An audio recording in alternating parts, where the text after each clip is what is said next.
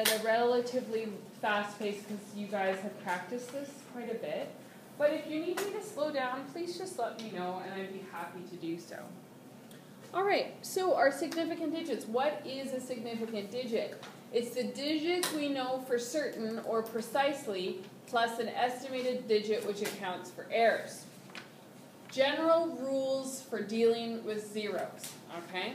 So all digits 1 to 9 count as a significant digit. Leading zeros are not significant. So, for example, say we have 0.00274. Which ones are the significant digits? Only the 2, the 7, and the 4. So in this number, how many sig digs? We have 3. Trailing zeros to the right of the decimal do count as significant digits. So for example, say we have the number 0.72600. Which ones are significant? The 7, the 2, the 6, the 0, and the 0. Is this one significant? No. No. Okay.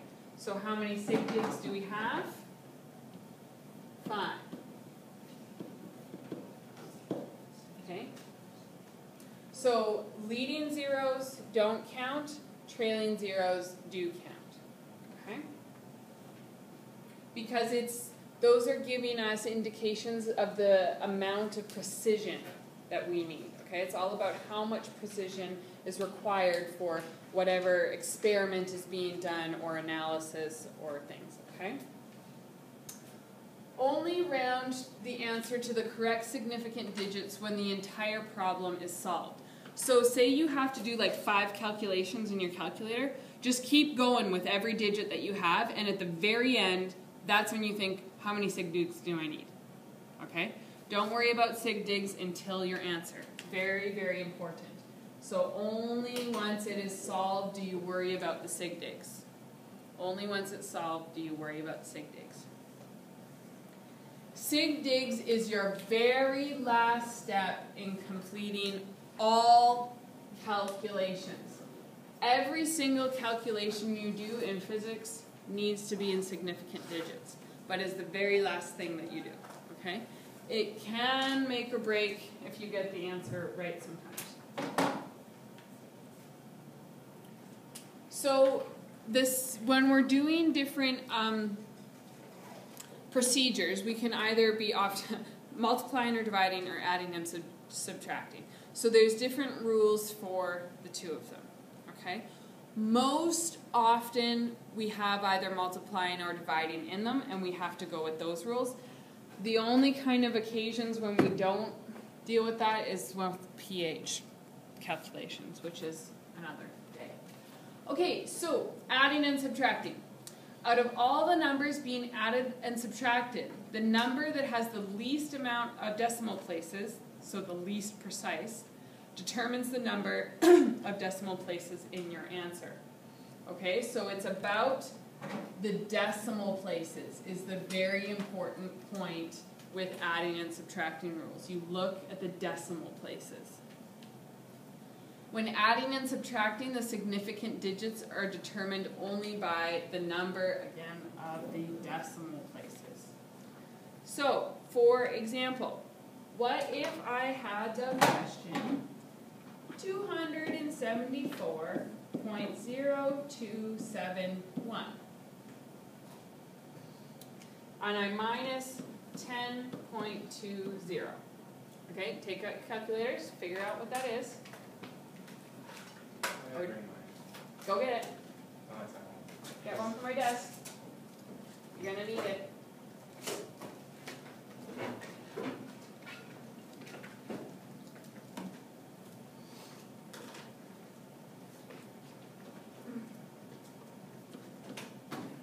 What is it? 263.8271. 263.827. Okay, So what we would say, we would call this our raw answer, meaning like we haven't done the significant digits to it yet. It's just what we got in our calculator, okay? So, good. So now we look at our raw answer and we think, how many sig digs do I need? So you look at your initial question, which one has the least amount of decimal places? One after the subtraction. Right. So there's 2. So in your question, what is good to do once you've noticed how many sig digs there are? I actually write that out. You write 2 sig digs. Then it helps you remember, or just 2 SDs, or just 2, so that you see, okay? So now you look at your answer, and the ones that count for your answer for adding and subtracting are after the decimal place, okay? So your answer then is 263.8 what? 3. Why is it 8, 3? Because the number after the 2 is higher. Yes, because the number behind my last number is greater than 5, so it makes that number go up 1. Okay? So you round up. So this is our final answer with sig digs. Okay? So the sig dig rules with adding and subtracting are weird because it's only after the decimal place. Okay?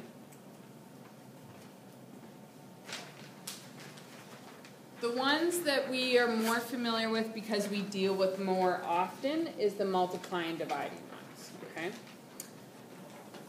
So with multiplying and division rules, count the number of sig digs in all the numbers that are being multiplied and divided. And this is the one where it's like you look at the zeros and you know that the beginning zeros don't count, but the trailing zeros do. The number with the least amount of significant digits, which means the least precise, determines the number of significant digits your answer needs to have. So let's do an example. Say I have the number 22.50. And I multiply it by 0.0970. So let's think to ourselves first. So we need to find the answer. So let's look and see what the sig digs are. Or do you want to find the answer first? Lots of you have put it in. What is it?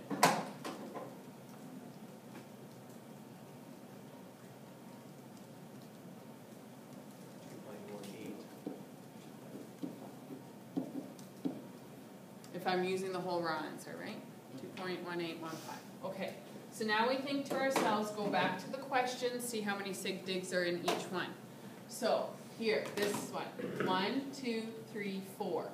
There's 4 sig digs in that number. In this one, leading zeros don't count. 1, 2, 3, trailing zeros do. So there's 3 sig digs in that number.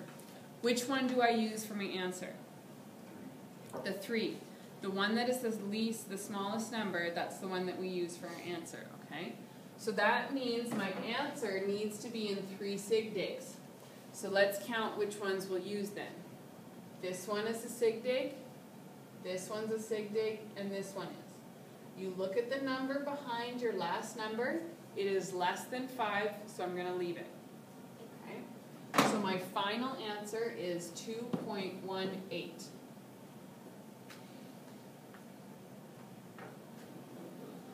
And we can just put a note here to yourself. This is the least amount of sig digs. Okay.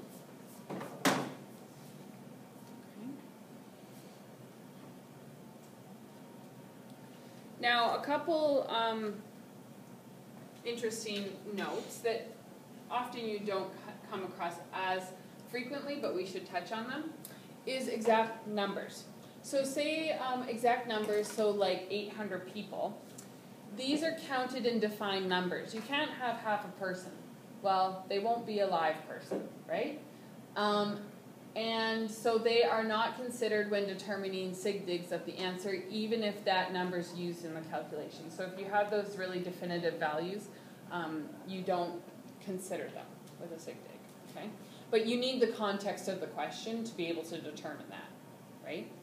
Okay, now if you are measuring things with a ruler and you're doing a lab report, and you want to know how many sig digs are you supposed to do, this is how. So say we have a ruler, and each one of these is a centimeter, so let's write that in.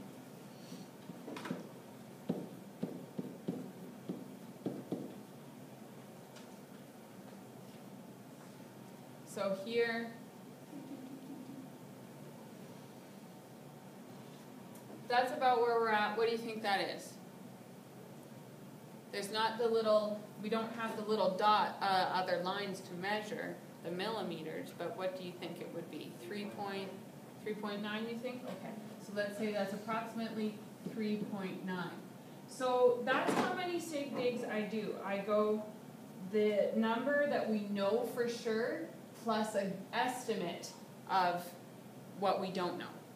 Okay, but I can make a reasonable estimate. So for rulers, for sig digs, for rulers specifically, okay, for sig digs, you use the number we know for sure plus an estimate to the next value.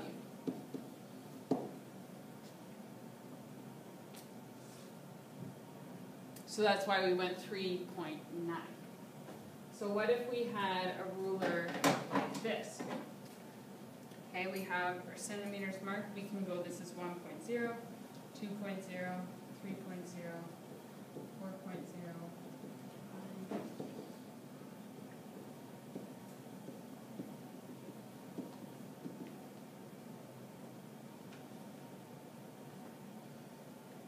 Okay, so now I can draw down here.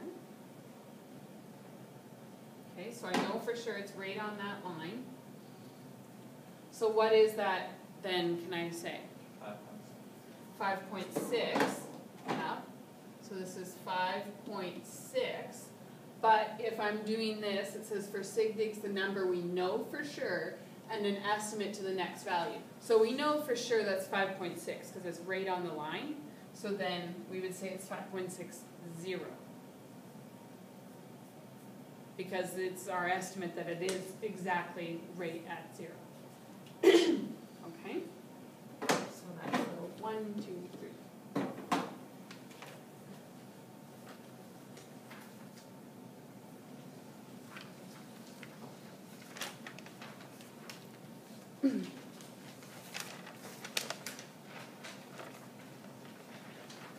Okay, so next we're going to just briefly look at scientific notation again. So as you guys told me yesterday, scientific notation is something that you need to use if a number is too big or too small to write it in significant digits, right? That's the point. If you get to a place where you're like, okay, this number is way too big or way too tiny, I have to go like 9.1000000 to write the answer, but you only have 3 sig digs, you can't do that, right? So you need to write it in scientific notation. So it's a different way to represent a number. So for bigger, so scientific notation in your notes, it says for bigger and smaller numbers, it is more convenient to record the answer in scientific notation, not notion, notation. This also helps to maintain correct significant digits, okay? So, yeah. So, for example, say that many kilometers, I'm not going to say that word, needs to be recorded to 3 sig digs. So, say we have this as our answer, and we have to record it to 3 sig digs. So, this, though, we can't write the number 523, because it was way more kilometers than just 523. So we have to convert that number into scientific notation. So what we do is we have the amount of one digit, the decimal place, and however many digits are needed behind. In this case, we need 2, right? Because we have 1, 2, 3 in total. then the next part of scientific notation is to go times 10 to the power of a value. Okay? So that's not a negative sign, that's just a blank. Okay? So when a number is really big, should this number be a positive or a negative value? Positive. So when it's a really big number, this one needs to be a positive. Really small number, it's a negative. Okay. So let's fill in these blanks. So first we have a 5.23. Okay, so now we have to determine what this value is. Well, how do you tell? Well, at the end of every number, even if it's just like the number 5, the decimal place is always where? At the end, okay? So if our decimal place is here at the very end of this number, we need to move it so that it's behind the 5. Yep? Can you not round up the 2? But you do. Oh, thank you. You are very right. We need to round up the 3 because the 6 is behind it. Thanks. Yeah, very good. Okay, so back to how many decimal places do we move it? Sometimes it's easy to just do it making your little loops, right? Or you can just count it, whatever you want. So we start at this decimal place and I move it 1, 2, 3, 4, 5, 6, 7, 8, 9 spots. So I put the number 9 there. Okay. However spots you've moved the decimal place, that's the number you put there. Okay. Whether you go this way or that way, doesn't matter. Now to make our answer correct, what else do I have to have with it? I have to have my units. Yes. So I'm going to say this is in kilometers. Now my answer is correct. Okay. So what we'll do now is a little practice on Sig Digs and scientific notation, and then do you have? Yeah, and then we'll do the unit analysis after we've practiced this a little bit. Okay. So I'll give you an assignment.